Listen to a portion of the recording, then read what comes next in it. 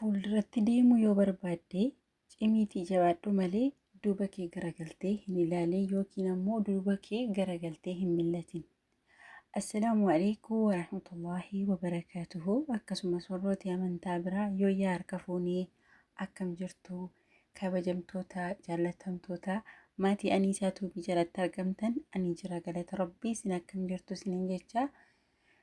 Akkuma jalqaba irratti kaasee mata dureen koo har'aa wanti irraa haasa'uu barbaade yoo fuulduratti deemuu barbaadde yoo kaayyoo keef jiraachuu barbaadde nama kaayyoo taate fuulduratti deemuutiif cimiitii jabaadhu malee duuba kee garagaltee hin ilaalin jedha. Innis maali? Egaa adeemsa imala jireenyaa keessatti waa baay'eetu nama mudata, waa baay'eetu jiraachuu danda'a, waa baay'ee keessa darbuu dandeenya. Maaliif akkas jedhee duuba keenya kan garagallee ilaallu yookiin jireenya kaleessaa wantoota nu yaadachiisanii yookiin kaleessa waa gaarii keessa darbuu dhiisuu dandeenya. Egaa jireenya ilma namaa keessatti waa baay'eetu nama mudata, waan baay'ee keessa darbama, waan baay'eetu jira. Duuba keenya kan garagallee ilaaluu hin qabnu kan hin jedhee fi fuulduratti deemuuf yoo yaaddee nama kaayyoo yoo taate yoo cimtee jabaattee hojjechuu barbaadde jiraachuu barbaadde duuba kee garagaltee jireenya kaleessatti cabdetti yookiin itti miidhamtetti isuma keessa jiraattaa osoo hin taane nama kaayyoo taateennan cimtee fuulduratti deemu malee duuba keenya garagallee ilaaluu qabna jedhee yaadu. Kan nuun ilaaluu qabnu iyyuu yoo har'as wantooti jireenya kaleessa dabarsine keessaa wantooti wal fakkaatan yoo nutti dhufe yoo nu mudate kan nuun kaleessa yaadachuu qabnu kaleessa iyyuu wantoota akkasii keessa darbee hin jira. Guyyaa sana iyyuu rabbiin keessa na dabarsee jira gatii ta'eef har'as nan darba jennee yoo yaadne malee bakkuma kaleessa turreetti yookiin immoo haala kaleessa keessa turre yookiin ammoo haala kaleessa keessa turre gaariis ta'uu danda'a, gaarii ta'uu dhiisuus danda'a. Egaa jireenya ilma namaa keessatti yeroo hunda wanti gaarii hin jiru, yeroo hunda wanti gaarii nama mudatu. Kanaafiyyuu yeroo hunda namni waan gaarii yookiin jireenya bareedaa dabarsa jedhee yaadu akka kootti akka nama tokkotti akkanatti yaadutti jechuun barbaada. Kanaafiyyuu bakka kaleessa turre yookiin jireenya kaleessa keessa turre isa ta'uu adeemsa jireenya imala jireenya keessatti nu mudatan keessaa wantoota akkasii yaannee jireenya keenya isaarraa fokkisiisuu hin qabnu, jireenya keenya isaarraa balleessuu hin qabnu. Kaleessa deebinee finnatu hin taane kanarra jiraannu yaaduu qabna. Boris hin beeknu, borii wanta inni nuuf qabatee dhufu hin beeknu, bor wanta inni nuuf fidu hin beeknu. Har'a garuu haala keessa jirru keessatti jabaachuu qabna. Maaliif akkas jedhee fakkeenyaaf jechuudha. Amma ani konkolaataan deemaa jiru kun fakkeenya isinii fudhaa. Konkolaataan kun ka'umsa isaa yookiin adeemsa isaa keessatti bakka deemaa jiru hin qabaa mitiiree kaayyoo malee manaan baane yookiin immoo namoota inni fuudhee jiru yookiin namooti konkolaataa kana keessa jiranii hundi isaaniiyyuu bakka deeman qabu. Gaafa mana bahanii bakka deemuuf karoorsanii murteessan qabu. Deemuuf immoo bakka deeman ga'uuf immoo konkolaataa kanatti isaan barbaachise konkolaataa kanaan deemaa jiru mitiiree. Innis immoo isaaniin bakka geessu gatii beekuuf deemaa jira, fuulduratti deemaa jira malee gara boodaatti deemaa hin jiru.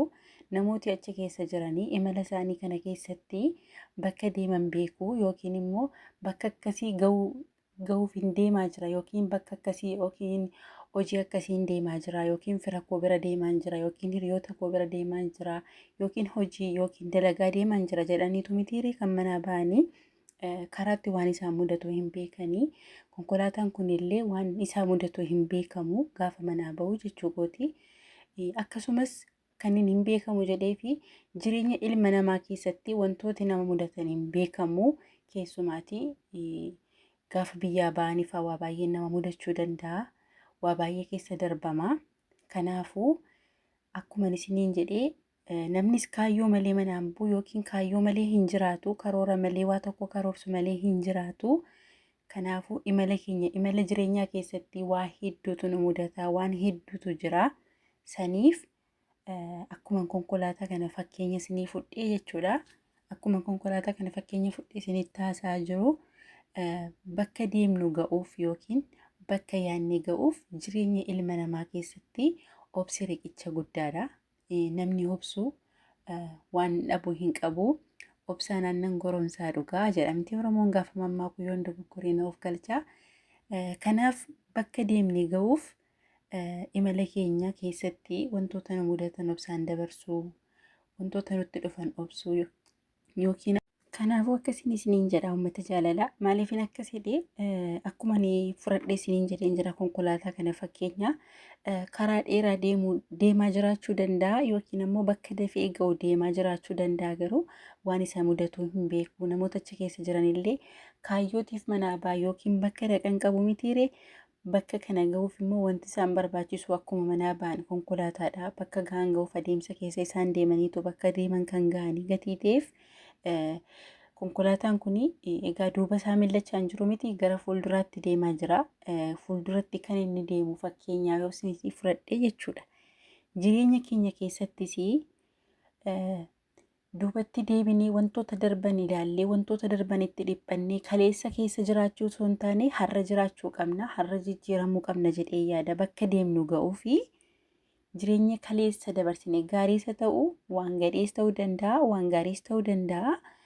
Wantoota akkasii keessaa hidhamnee bakkuma kaleessaa jiraanna yookiin kaleessa millachaa jiraanna, duuba keenya millachaa jiraanna, jireenya kaleessaa jiraanna taanaan kaleessa deebisnee fiduu hin dandeenyu.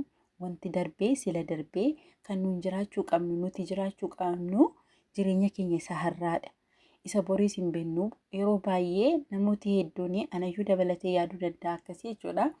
Har'atu hin jiraatin, har'atu isarra keessa jirrutti hin galateeffatin yookiin immoo hin jiraatin gana jireenya fagootiif dhiphanna. Gana har'atu hin jiraatin har'a akkatti oollu akkatti bullu hin beeknu garuu wanti nuyi yaadnu, wanti nuyi itti dhiphannu, wanti nuyi itti cinqamnu gana jireenya isa fagoo isa ganaa dhufu hin dhufaaf hin dhufne isaa hin beeknu.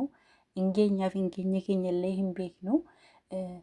Kaleessa millachuunis akkasuma har'atu hin jiraatin immoo jireenya borii yaaduunis akkasuma rakkoo guddaa qabaa jechuudha. Maaliif har'a jirra malee bor jiraannee keenya hin beeknu waan ta'eef ganaa jireenya isa fagoo yaadnee ganaa wanta dhufu hin beeknu, wanta nu mudatu hin beeknu. Imalli jireenyaa baay'ee rakkisaadha yookiin immoo baay'ee dheeraadha. Dafee ga'amuu dhiisuu danda'a yookiin dafee ga'ama ta'a. Har'atu jiraanni isarra keessa jirrutti rabbii keenya galateeffatanii yeroo baay'ee gana jireenya isa fagootiif dhiphannaa. Ani akkasiin goonee, ani kanan qabu, ani kanan binne, ani bakka akkasii hin geenye, ani hin arganne, ani dhabee jira.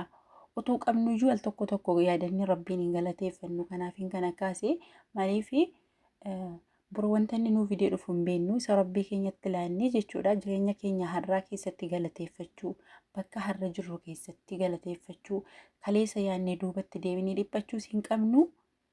Jireenya kaleessaa keessa hidhamnee jiraachuu hin qabnu.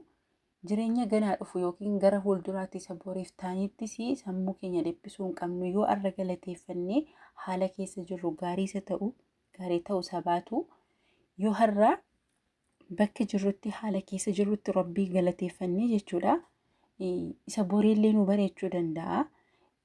Har'a jiraanne kan borii inni nuuf bareechee nuuf wayya malee har'atu hin jiraatin wayii an kanan qabu, an kanan arganne, an sanan taane jechuu osoo hin taane isa gara fuulduraa dhiisnee bor wanta nu fidee dhufu hin beekamu waan ta'eef har'uma jiraachuu qabna.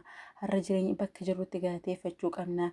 Haala irra keessa jirrutti yoo galateeffannedha kan boru bakka gaarii geenyu yookiin waan gaarii argannu malee gatii dhiphanneef, gatii of dhiphisneef, gatii of cinqineef, gatii yookiin immoo yeroo baay'ee namooti tokko dirqama akka baluun ta'a jechuudhaaf jireenya isaanii dhiisanii jireenya namaa kan jiraachuu yaadantu jiru dhugaa dubbachuutiif. Kanaafin akkasiin jedhee asitti sirkiin kaameraan na jalaa galagalee oolee. Kanaafuu akkasiin jechuun barbaada. Maaliif hin beekamu imala jireenyaa keessatti obsii riqicha guddaadha. Yoo obsan bakka yaadan hin ga'u. Ani ofii kootii yoo ofirratti argeera obsii waa obsuuni hangam akka gaarii ta'e hangam akka dhumisaa bareedu. Maaliif har'a wantoota nu mudatan hundumaa keessatti yoo obsine yoo jabaanne hin darba yoo jenne yeroo argannu duwwaa rabbiin galateeffachuu osoo hin taane yeroo dhabnus isa galateeffanne waan na dhawwatteef yookiin waan kana waan hin dhabeef illee situ beeka gatii ta'eef bor immoo isa borii musatti laattanii yoo jiraattanii dhumi jireenya namaa hin bareeda jedhee yaada malee fi xiqqaatu malee tokko tokko ofirratti jireenya keenya irratti hin argina. Bakka kaleessa jirru har'a jiraachuu dhiisuu dandeenya yookiin ammoo jireenya nuti kaleessa keessa turree fi har'a keessa jiru tokko miti ta'uu danda'a. Maaliif yoo yeroo hundumaa nammarra ta'ee rabbiin akkasii jenna ta'e gaaffii asii olii isaan akkasiisaaf nammarra gaafa hin jedhu isiniif gala jedhee yaada. Kanaafiyyuu gaariidha jedhee yaadu obsii riqicha guddaadha. Jireenya ilma namaa keessatti namni obsee bakka gaarii hin ga'a, waan yaade hin argata, bakki hin gahamne hin jiru. Fakkeenyaaf amma sirra deebi'ee konkolaataa kana yoon isinii fudhadhe yookiin adeemsa kana imala kana yoon isinii fudhadhe obsee madeemaa jira mitiiree karaa na dheeratu iyyuu malee akka gahu beeka, bakka deemaa jiru akka gahu hin beeka, akka rabbiin achiin isa gahu hin beeka yookiin bakka gahee namoota ittiin deemaa jiran kanallee isaan geessuu hin beeka waan ta'eef